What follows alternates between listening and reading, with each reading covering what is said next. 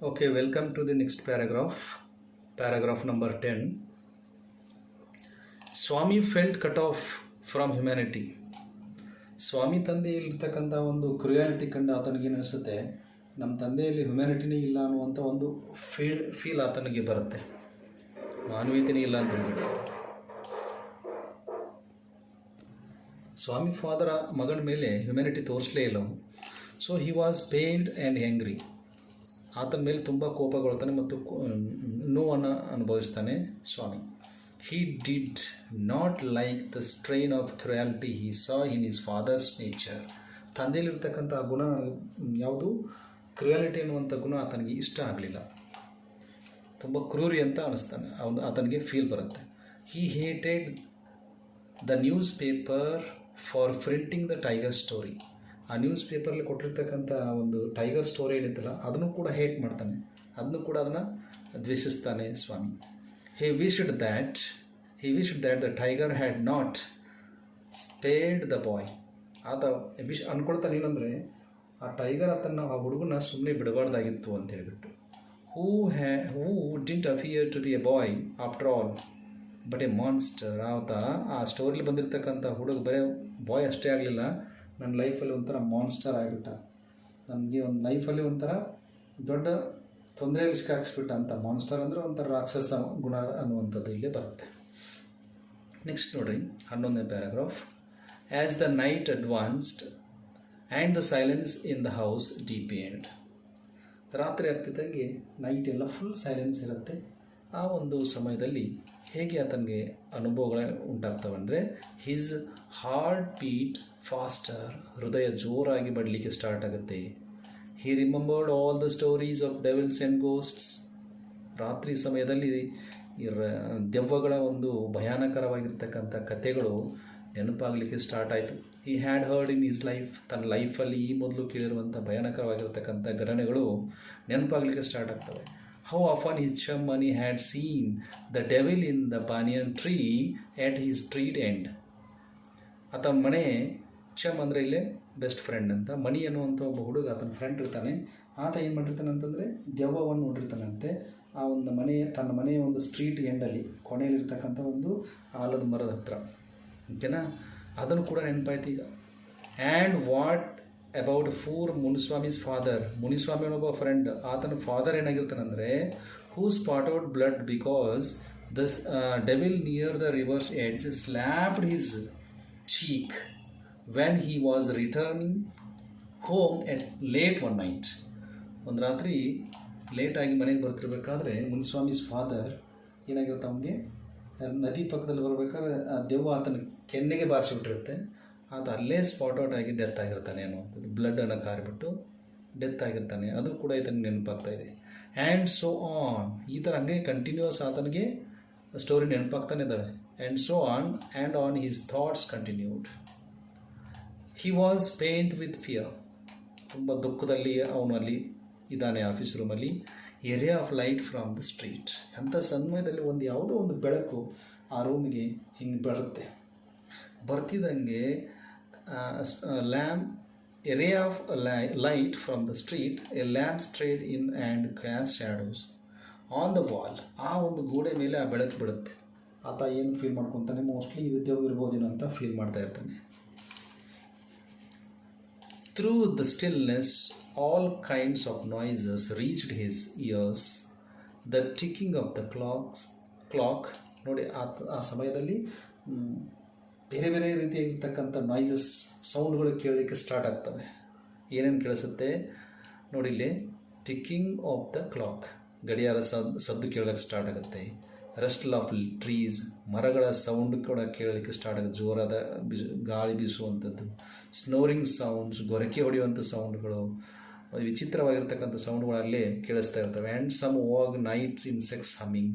ರಾತ್ರಿ ಸಮಯದಲ್ಲಿರ್ತಕ್ಕಂಥ ಕೆಲವು ಹುಳುಗಳ ಸೌಂಡ್ ಕೂಡ ಅಲ್ಲಿ ಭಯ ಅನ್ನುವಂಥ ರೀತಿಯಲ್ಲಿ ಆತನಿಗೆ ಸೌಂಡ್ ಕೇಳಿಸ್ತಾ ಇದೆ. ಎಲ್ಲ ಸೌಂಡ್ ಕೇಳಿ ಆತನಿಗೆ ತಲೆ ಕೆಟ್ಟೋಗ್ಬಿಟ್ಟಿರ್ತಾರೆ.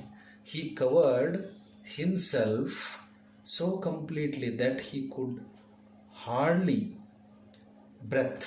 ಉಸಿರಾಟಲಿಕ್ಕೆ ತುಂಬ ಆತನಿಗೇನಾಗ್ತದೆ, ತೊಂದರೆ ಉಂಟಾಗ್ಬಿಡ್ತಿದೆ. ಉಸಿರಾಟ ಆಡಲಿಕ್ಕೆ ಆಗ್ತಿಲ್ಲ, ಅಷ್ಟೊಂದು ಭಯ ಆಗಿ ಕಂಪ್ಲೀಟಾಗಿ ಹೊಚ್ಕೊಂಡು ಮಲ್ಕೊಳ್ತಾನೆ.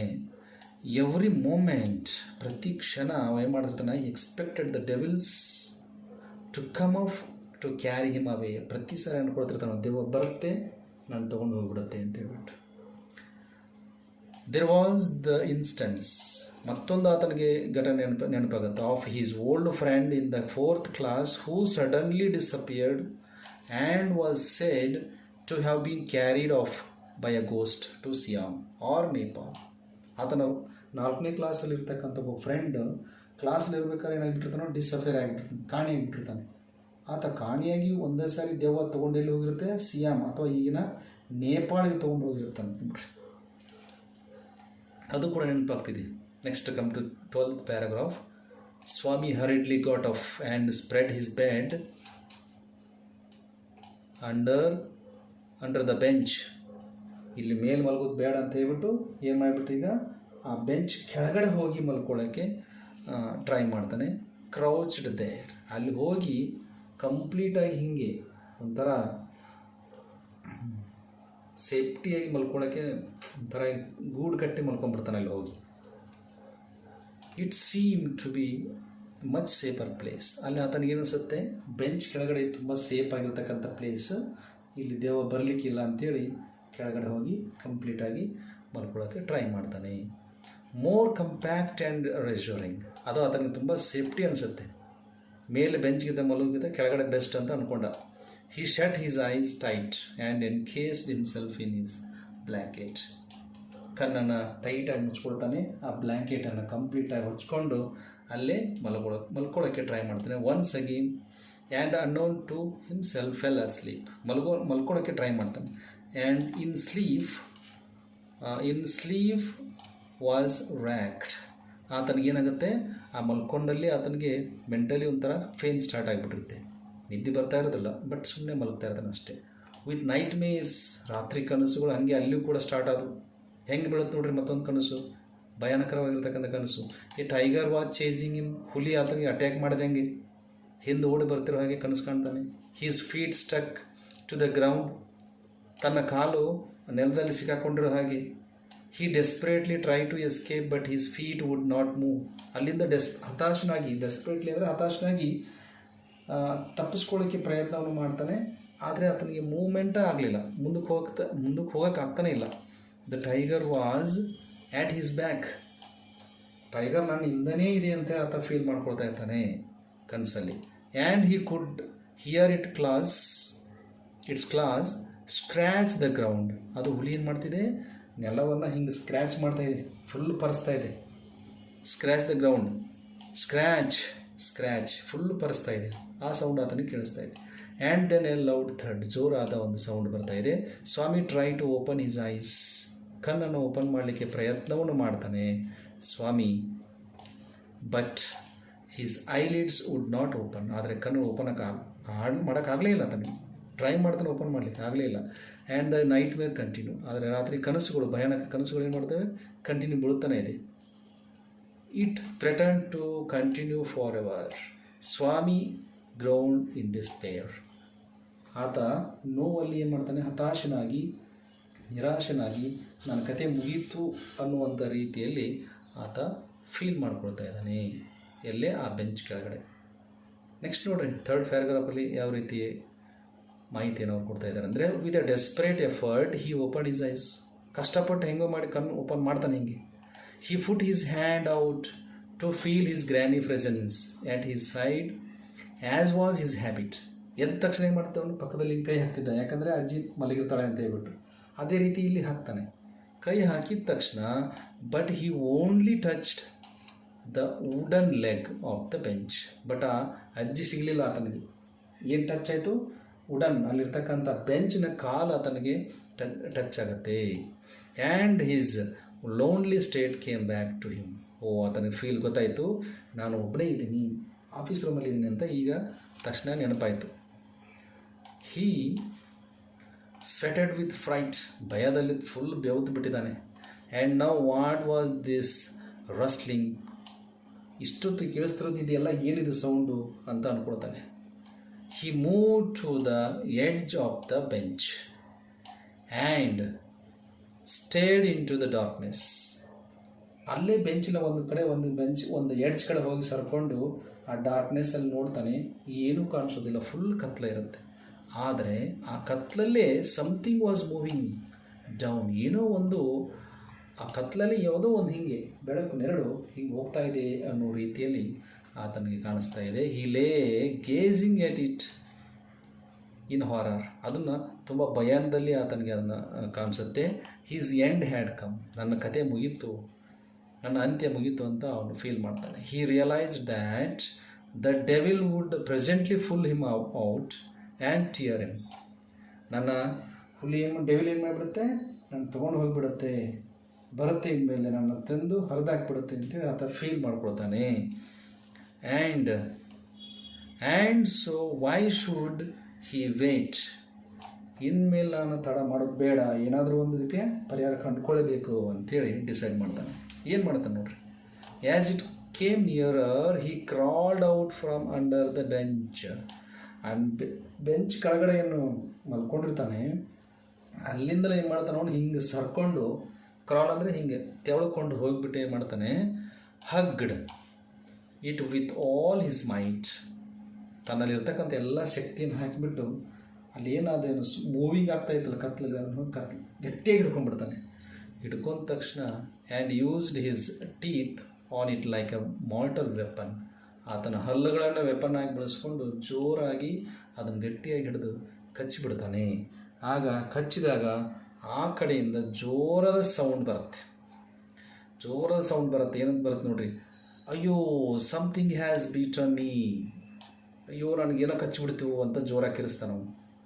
Vent forth and agonised thundering cry and was followed by a heavy tumbling and falling amidst furniture. ಅಲ್ಲಿರ್ತಕ್ಕಂಥ ಫರ್ನಿಚರ್ಗಳ ಮೇಲೆ ಹೋಗಿ ಜೋರಾಗಿ ಕಿರಿಚಿ ಬಿದ್ದು ಬಿಡ್ತಾನವನು ಆ ವ್ಯಕ್ತಿ. ಆತನ ಕಾಲು ಬಿಡ್ತಾನೇ ಇಲ್ಲ. ಸ್ವಾಮಿ ತನ್ನ ಹಲ್ಲಿಂದ ಫುಲ್ ಕಚ್ತಾ ಇದ್ದಾನೆ. ಇನ್ ಎ ಮೂಮೆಂಟ್, ಆ ಒಂದು ಕ್ಷಣದಲ್ಲಿ ಫಾದರ್ ಬರ್ತಾನೆ, ಕುಕ್ ಅವ್ರ ಮನೆ ಇರ್ತಕ್ಕಂಥ ಅಡುಗೆಯವನು ಬರ್ತಾನೆ, and A servant came in.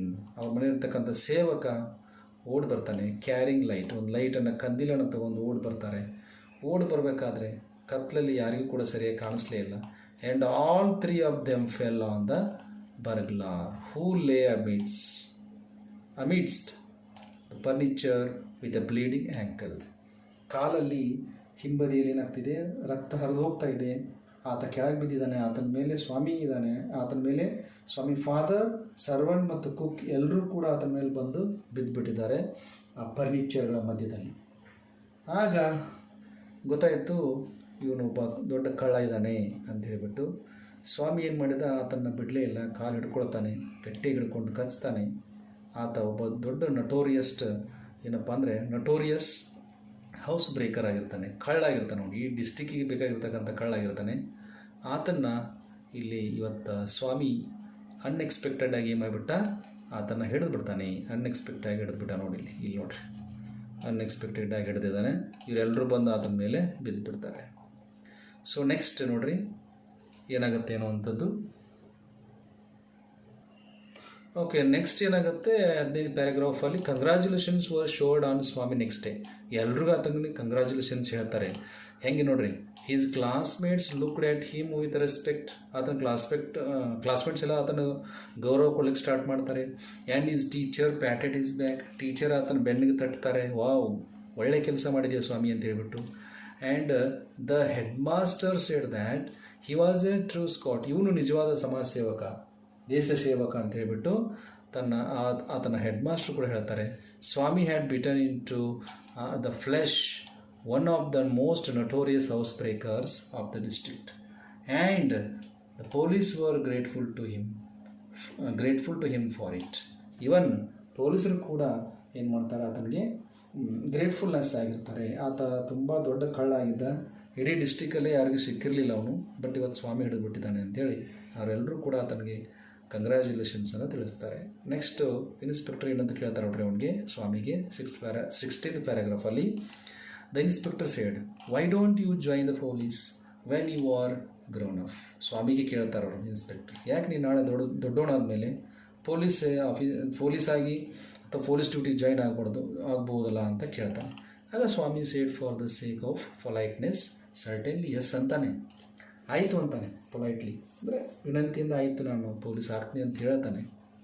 ದೋ he had quite made off his mind to be an engine driver, a railway guard or a bus conductor later in life. ಅವನಿಗೆ ಪೊಲೀಸ್ ಆಗಂದ ತಕ್ಷಣ ಎಸ್ ಅಂದ ಇಲ್ಲೇ, ಬಟ್ ಆತನಿಗೆ ಇಷ್ಟ ಏನಿತ್ತು ಅಂದರೆ ಒಂದು ಇಂಜಿನ್ ಡ್ರೈವರ್ ಆಗಬೇಕು ಟ್ರೈನಿಂದು, ಅಥವಾ ರೈಲ್ವೆ ಗಾರ್ಡ್ ಆಗ್ಬೇಕಂತಿತ್ತು, ಅಥವಾ ಬಸ್ ಕಂಡಕ್ಟರ್ ಆಗ್ಬೇಕು ಅನ್ನೋದು ಆತನ ಮುಂದಿನ ಲೈಫಲ್ಲಿ ಇರ್ತಕ್ಕಂಥ ಆಸೆ ಆಗಿತ್ತು.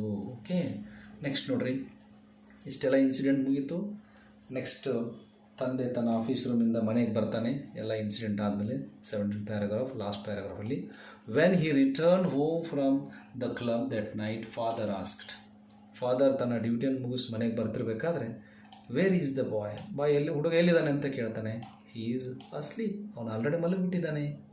Already yes, he didn't have a wink of sleep the whole of last night said his mother. ತಾಯಿ ಹೇಳ್ತಾಳೆ, ಸ್ವಾಮಿ ಮದರ್, ಅವನು ಇಡೀ ರಾತ್ರಿ ನಿನ್ನೆ ಒಂದು ಸ್ವಲ್ಪ ಕೂಡ ನಿದ್ದೆ ಮಾಡಿಲ್ಲ, ಹಾಗಾಗಿ ಅವನು ಮಲಗಿದ್ದಾನೆ ಅಂತ ಹೇಳ್ತಾನೆ.